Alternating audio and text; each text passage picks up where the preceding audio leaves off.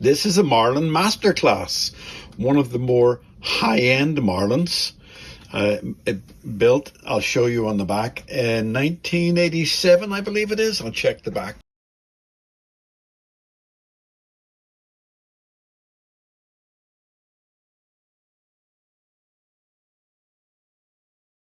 As you can see, two humbuckers and a single pick, and it's also got active pickups because it's got a battery which I took out just for safety, and it's got some switches and some lights. We'll have to see if they're working.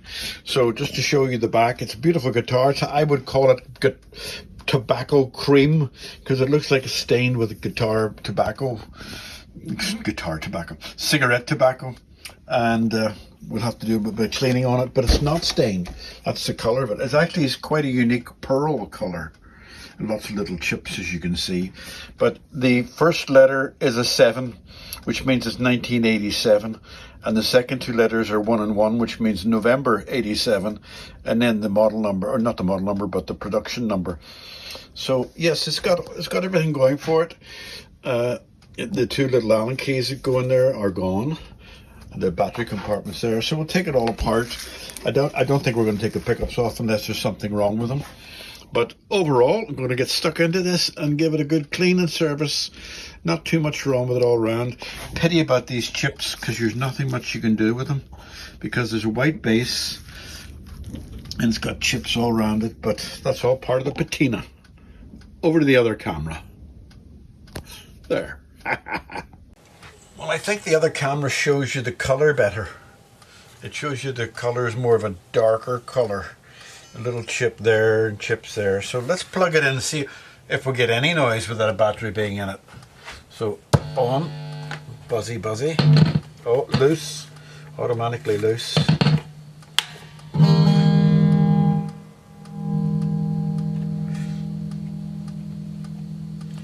just...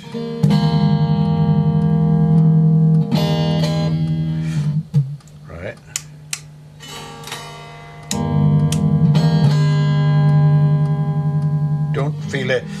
No tone control, so must need the battery for the tone control. Front pickup. Yeah.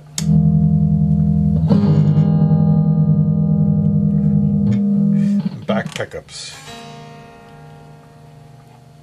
Nothing. So maybe the back pickup needs the battery. So let's stick a battery in. Although I do hear the no tone pot certainly out there, so I do hear this pickup working. So let's just pause the camera while I get a battery. Okay, one battery found. Oh, and the cables have been cut and soldered, but they haven't been shielded, so they could short out. So I'll have to do a little bit of soldering there to get those back again. You can't quite see them, but they've been cut and put back in there without any solder on them. Okay, somebody's been maybe replaced this. Okay, let's just put that down and plug it back in.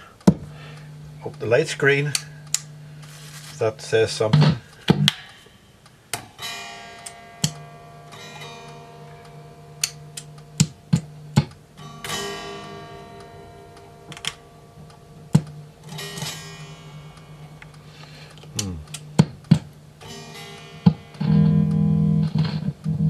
Switch is dirty.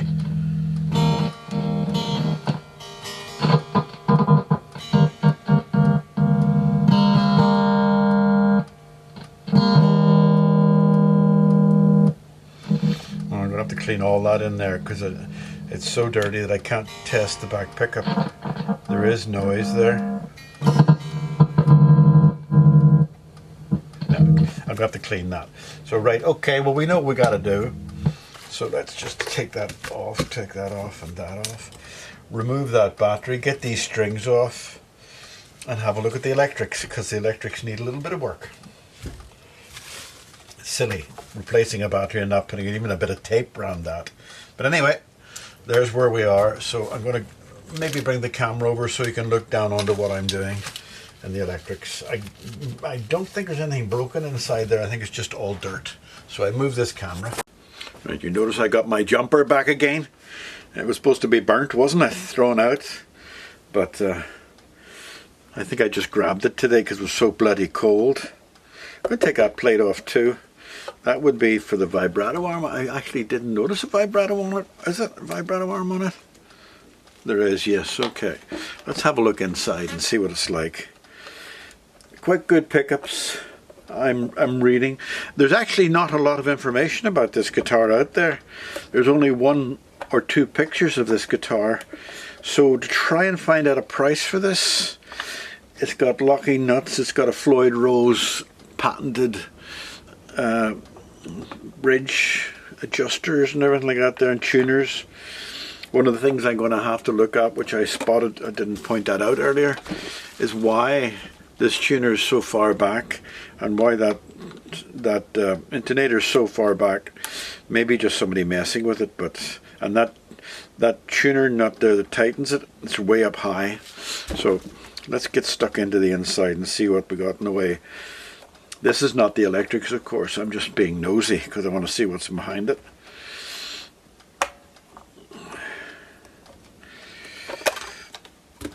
Oh, isn't that exciting? Nothing. Strings are okay. Nothing to see there, really. So, Georgie girl is underneath a blanket over on the far side of the room because it's cold tonight. And I have the gas heater on very low. And I've got 2 sweaters on, hence the old jumper. No boiler suit today. I must go back to wearing my boiler suits because I haven't done it for a few weeks. Actually, I've been out of commission for the last 6 weeks. I think I've only posted 1 video up in the last 6 weeks. Oh, look at that there. My goodness. Spaghetti Junction. What's... Right, okay, well...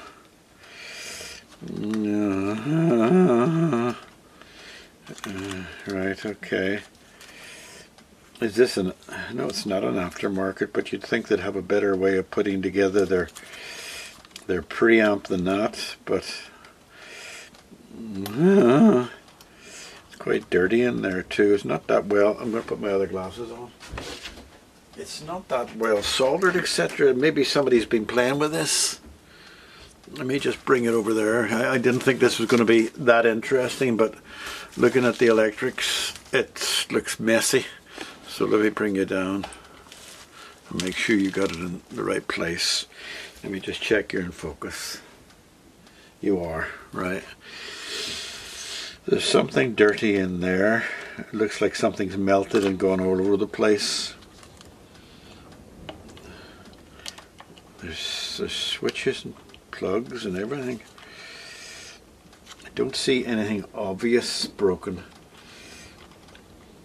but this is a bit of a rat's tail. So what I'm going to do is cut those off again, and this time I'll put a shield on when I'm putting them on, and I'll connect them on this side and then feed that through that side. That'll be more better looking, and I'll just tighten this up now while I'm here. This plug.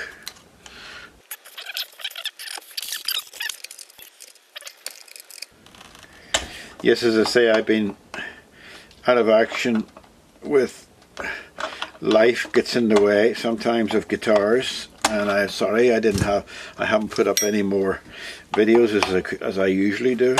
I usually try to put up 1 a week, but I don't think I've done any for about 5-6 weeks. But that's just life. That's life. There's no denying. Let me just tighten that up. Yeah, that's a good solid now. Right, okay. So all I'm going to do now is squirt lots of juice in there. I've got some foam can spray cleaner which I can't put my hands on. Yeah, it's like starting all over again here. I don't know where the foam clay cleaner is, so I'm going to just put in some. I've already tested the paint to make sure it's not going to react to the WD-40.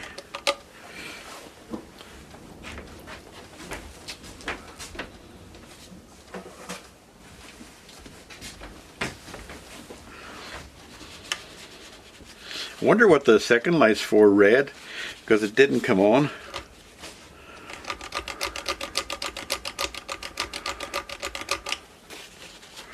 Okay, and I'm going to take these off. Are they Allen keys or they pop?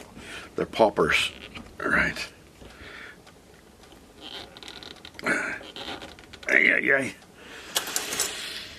got a little bit of padding on the inside so that I can. All right. Have these got an Allen key too? No, it's just a bit stiff. Right, that's better. All right. Okay.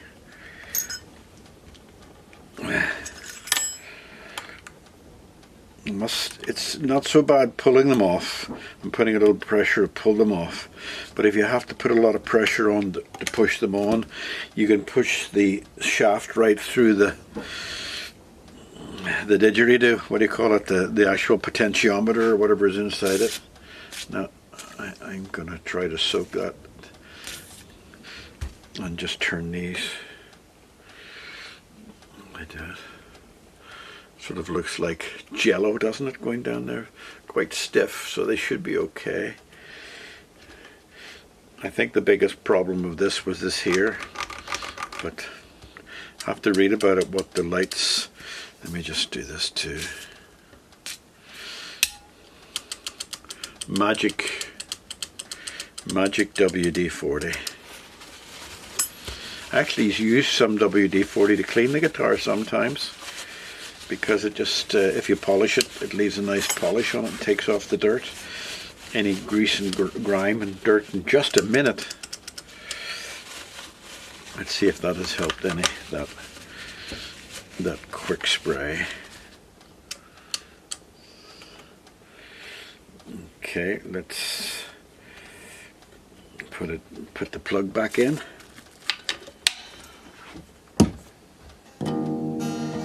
Oh, we've got sound already.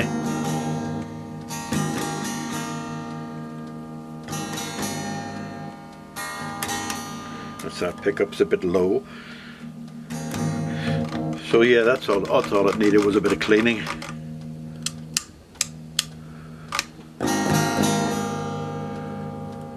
And they're not crackling or anything. So there was nothing much wrong with it. But what I need is to get that battery done and get it soldered and see if it's making a difference, because it could be the electrics that is with the battery that is going to be a problem. So what am I going to do? I'm going to unplug this. I'm going to set up the battery on the back so that I can solder it, and I'll come back to you. Alright, I have discovered that this has been joined already there, and it's been cut and joined, and this looks like it's been burnt or something, so I'm going to snip it way back there and start there and put a new bit of wire in and wire it right back up to there again. So that's been replaced. That actually could be replaced to this here. Could have been replaced. There's a lot of solder in there. I don't think you can see it. Let me just see. You see a lot of solder down in there. So somebody's been playing with it and spilt a lot of solder down inside. So yeah, it's not a problem. It just shows you that somebody's been working at it. And maybe they gave up. Is that tin foil? Yeah, that's tin foil. So somebody's had a bit of tin foil in there. Who knows why? So that's all been resoldered, and I hope that this is going to work okay, because I don't want to try to figure out the wiring on this. Right, let's just clip this here and here and take that off, and then we'll come back when I'm ready to solder. Well, that was fun. The black wire came off. It wasn't soldered on properly. There's nothing there, and it's also a very brittle wire, so when I was taking it off, the wire wouldn't come off very easily. So I believe the black wire goes there.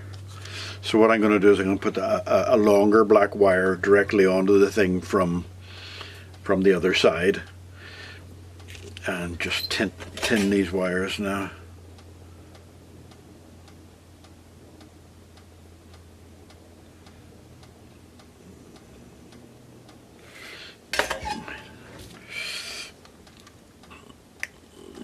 Try to put it on.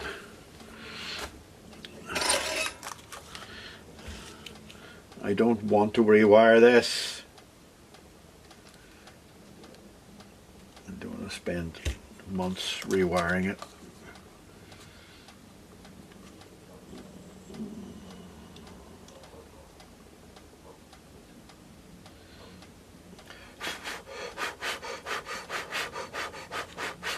Okay. And this is going to be tinned.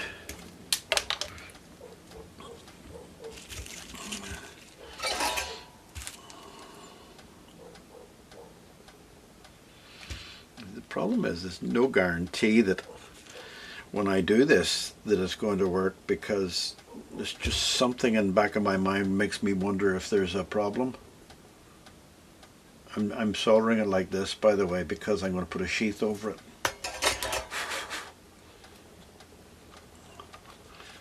Like that. Shrinking, what you might call it, sheath.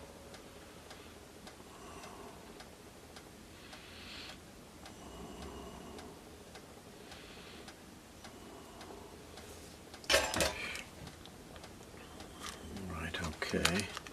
So there you go. Now the battery compartment, and the same applies to this. I'm going to be putting a sheath on, so I'm going to connect them hopefully like in line. Okay, so add those wires to the more wires in there, stick the battery in. It could do with a bit of foam in there, couldn't it? Got a bit of foam on the top, but it could do with a bit of foam in the bottom. I think I have a tiny bit of foam somewhere. Let me just, yeah, it doesn't need much, just a bit of foam down there. And then the battery. Yeah, just there, and then the battery cover. Not just, oh, right, okay, that just makes that a little bit better. Okay, I'm going to close this off.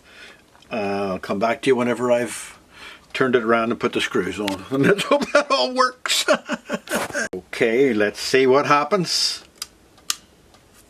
I'm not happy. I don't think I'm happy. Let me just see. I don't think I'm happy because there's nothing there. Ah.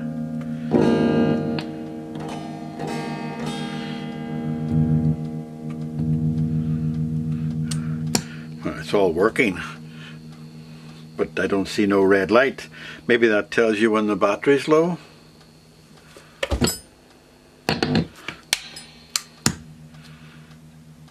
The red light's still on. Even doesn't go off by itself. Everything seems to be happening through that. Oh. So something not right with the wiring. I don't want to do the wiring. I don't want to do the wiring. Okay, have to look at it tomorrow. So I was lying in bed last night thinking about this guitar and the fact that I don't want to rewire it. And I thought to myself, why is the green light staying on all the time? And then you have to think to yourself that when this plug goes in, it should switch on the preamplifier. So it's got to be something to do with the wiring of the plug, if I'm not mistaken, which I could be. So what I'm going to do is I'm going to look deeper at this wiring in here. I've only put one screw on because I thought I might have to go back into it, and I have gone back into it. So this here, the one that I wired back on again, there's several things. It could be that that's not where it should be wired to. It could be that there's something else. Well, what I have to do is check to see if the switching unit of this plug is working first of all, because the place I've wired that onto is the earth, and the red of this with the battery, it's wired onto there. Is it? Let me just check to see. This has to be connected somewhere to that. Oh, there it is there. So I'm presuming that one of those reds, no, that red there is going to the switching part. Oh, that's the lamp. The lamp come out of it, right? Okay. So this switching part, maybe it's not working properly.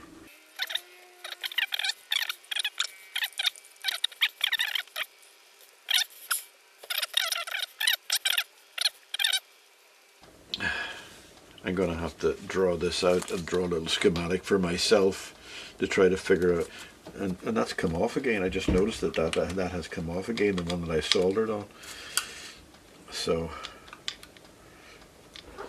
oh, cat's jumping up on my back. I'm going to draw a schematic of the way I think it should be. Well, another little issue. We found a potentiometer that's down in there. I got the light on it. That one there, the solder joint. There's a metal strap goes from the solder joint to the machine, and it looks like the metal strap is cracked. So I'm going to try to join the metal strap together.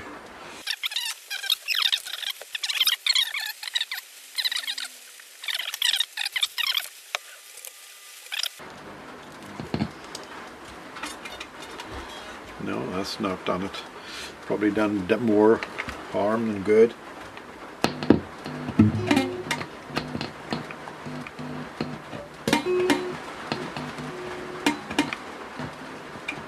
No. That potentiometer is going to have to come out. Right, not much to see here whenever I do it, but I put that potentiometer and I've stripped the wire back and done it. It's probably the worst soldering job I've ever seen, but not from me, I hesitate to say, but from the people who did it originally.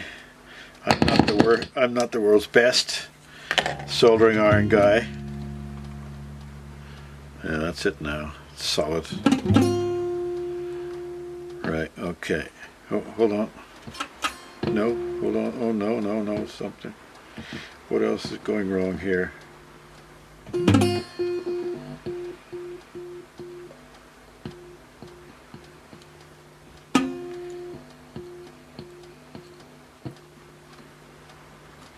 There's something more wrong than I can see.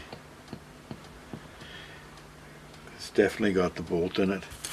It's definitely got the solder going right through to the, and it's clean as well. So what can be the problem is the connection to the look. Well, I'm going to have to change the pot. All right. Now, what a mess. The problem is that we have a fault on the preamp, but it only is a fault with the lights. Also, the connection was connected to the wrong side of the three-way plug-in. So what I had to do is take off the red light, which is completely broken anyway. The red light is gone. The green light would stay on all the time. The green light should only come on when the battery comes on. So the green light would stay on all the time because this red wire goes to the preamp. The preamp's supposed to determine when the battery comes on and switches everything on, but it doesn't. So this wire was split between that and the switching. So what I had to do to get the whole thing working is cut that wire, to isolate it from the preamp. It's just the light, and I put the battery on the correct side, so when you plug in the thing, the battery switches on and the preamp switches on, but there's no light indicator. But as soon as you pull the plug again, the battery goes off again. And that's about the best I can do. Now I've taken this apart. I've taken a little bit of cardboard at the back, and there's nothing to see. There's no indicator of what it's manufactured. I've done a search on the internet, and this thing is ancient. So that's the fix. I've got a working guitar with no lights, but c'est la vie. The only way to do that, get lights on it, maybe is to buy another preamp that does facilitate lights on it. Now, what I've also done, I had to move that because it was far too far this way. You can see the dirty mark on it where it used to be. You could actually see down inside the battery chamber. Now, that's not a big deal, but it'd just be better if it was in the right place. So by moving that, I had to move that. So I've moved that across and put in, as you can see, I put in hidden screws now, and I'm going to do the same with this. So that's that. Boring, boring, boring, boring, boring. And there you are. There's a shot of the back, all back and done again. Little chip there because they put the hole too close to the cutout, and it's chipped away the thing. But I fixed it a little bit and move the screw up so it's nice and tight now. That's it. I'm going to turn it around and see what we can do about testing it. Okay. So, batteries in, but switches don't switch on anything. Well, they do switch the preamp. I must say, they do work the preamp, as you will see. Right, so I'm going to switch on the amp, plug it in. It'll kick on the battery.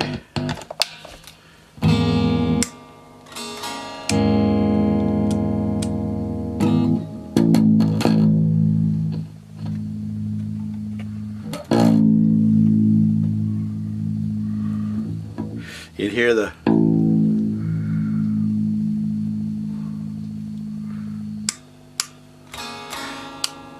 that switch does nothing. I think it does phasing though when it's on. Yeah, that's a phase switch. Yeah, and that also operates against that. How it works. You hear the difference between the humbucker and the 3 pickups? Let me just test the 3 pickups. Yeah.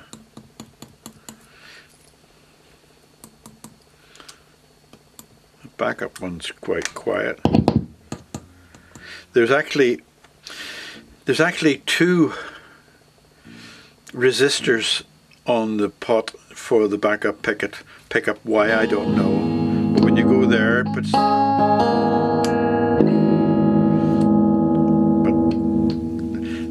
I don't understand the preamp, but it's working, and it's working the way it should be. Well, it's working and it's making a noise. Whether it's the way it should be, I don't know, but it's making a nice noise. Now I'm going to do the neck, figure out why this is tuned way out there, and I'm going to take a break and have a cup of coffee. All right, ciao, bye. So I spotted another little thing here. The middle pickup's quite low, and you can't. There's not an awful lot of adjustment on these single pickups. They're usually screwed to the body. There could be some on that, but if you look at this one here, let me just say, you run that down, and that pickup's quite high. That's medium, and that's quite low. But what they've done is they've raised this up. I've actually screwed it down. They had this sitting way up here. These screws were loose, and I've tightened them down closer to the body again. And then I can lower that, and that'll be about the right height, and then adjust the angle of the neck if I need to. But that was too high sitting up there, and that would affect intonation, etc. So now it's closer to where I need it to be, and hopefully these will come down, which they will. They will come down where they need to be. I've got a feeling they're probably wrong. The setup started in the wrong place, if you know what I mean. Whenever they put the God, my teeth. when they start to put this thing together, or somebody's been playing with it, that should be much lower down. Thank you, Georgie girl. And in line with the middle one more. And then if there's a problem, then you can do something with the neck instead of raising that up and raising everything up to match. So I'm going to carry on with that. It's boring again, so I put a bit of plastic on there because this thumps down against it, and I'm going to try to put everything back where it should be and work from there, set those all to mid-range, and then work from there and intonate it. But I'll come back to you when I've done that. I certainly hope you can see more than I can see on the screen that I have as a monitor, and I hope this is not all just blackness to you. But the theory is that there's these little dots there are the intonator points, and they should be equidistant from there to the 12th fret, and the 12th fret should be equidistant from there to the head.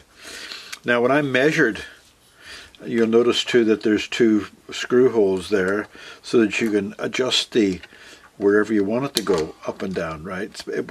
This one was way up there, right? So when I measured the head to the 12th fret, middle of the 12th fret, there's where I got there, where the tape is. So that would have to come way up there to be equidistant, which as you see is past the 2 holes. Now there is a little bit of play when the strings go on to pull it against the screws, but not a lot. Usually I like it there, so you're going to go that way or that way, up and down. But that's mathematics. Is the mathematics going to be the same as reality when I put the strings on? Okay, we'll find that out later on. Well, I'm investigating why that was way out, and that was on the 2nd knob, the 2nd hole there. And I've just put 1 string on. Obviously it'll change with other strings on, but if you look at that green with the G sharp, you see it's just the slightest bit flat. So it's strange that they would go to all the trouble of doing that whenever you can adjust it with a little bit of a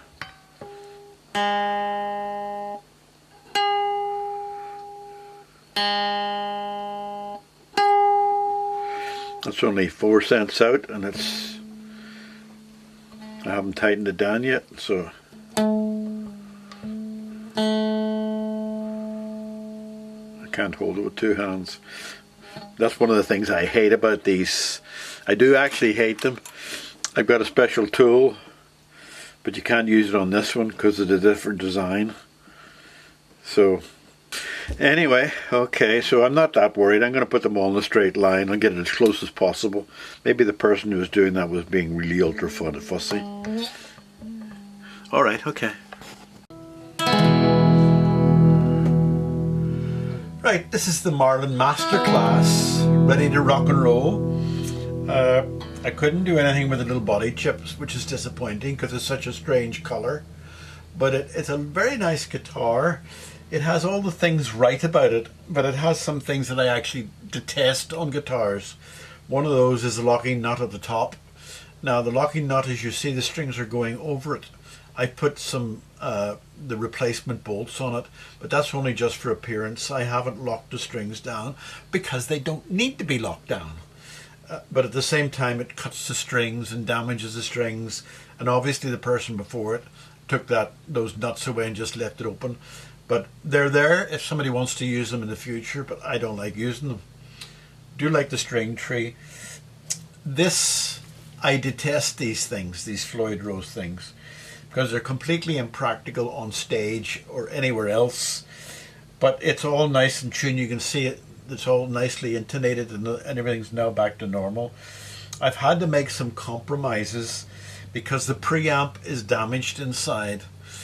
It's only damaged that it won't show the lights when they're on, and it's damaged in such a way that the battery stays on all the time. So I had to rewire this so that when you switch it off, it switches off everything, including the battery.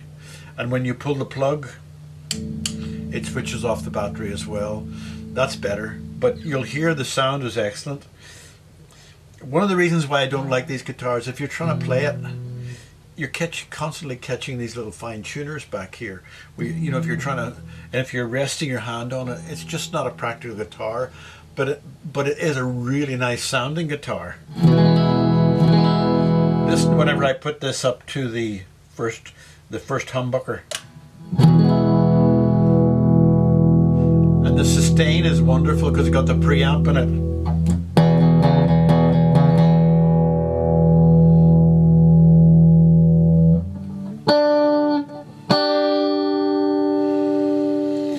This is hard to demonstrate, the phaser.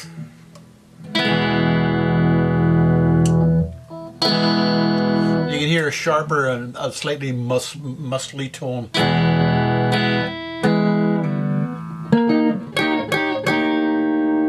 That's on the first pickup. The balanced tone in the middle is quieter, but the back pickup is the loudest.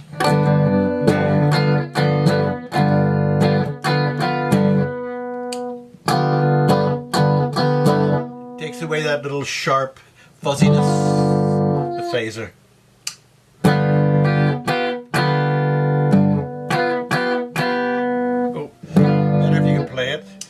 But overall, I like the guitar. Everything's working, the tone controls. I like it, but it's not the kind of guitar I would like to play because of all this garbage down here. Great idea, the Floyd Rose, but it's badly implemented. All this Allen keys to change strings. Up here too, Allen keys to change strings. Can you imagine being on stage and you break a string and you have to get an Allen key out and start playing and stuff like that? I just don't like it. But it's a great little guitar. People will play around that. Not a great fan of trem arms if you're trying to keep it in tune, but this is pretty good. And the fine tuners are nice too. But overall,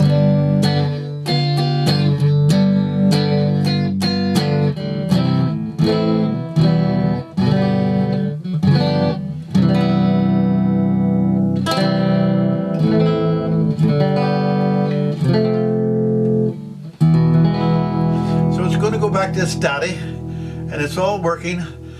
Few compromises, but it looks good, and it's the strangest color, but it's lovely. Got a lovely pearlesque, I think I made that word up, pearlesque finish to it.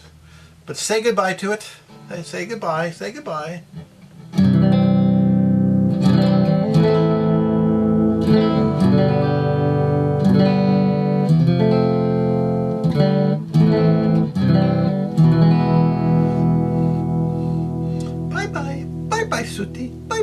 Bye-bye, Sooty. And my little cat behind me is sleeping all through that noise. Bye-bye.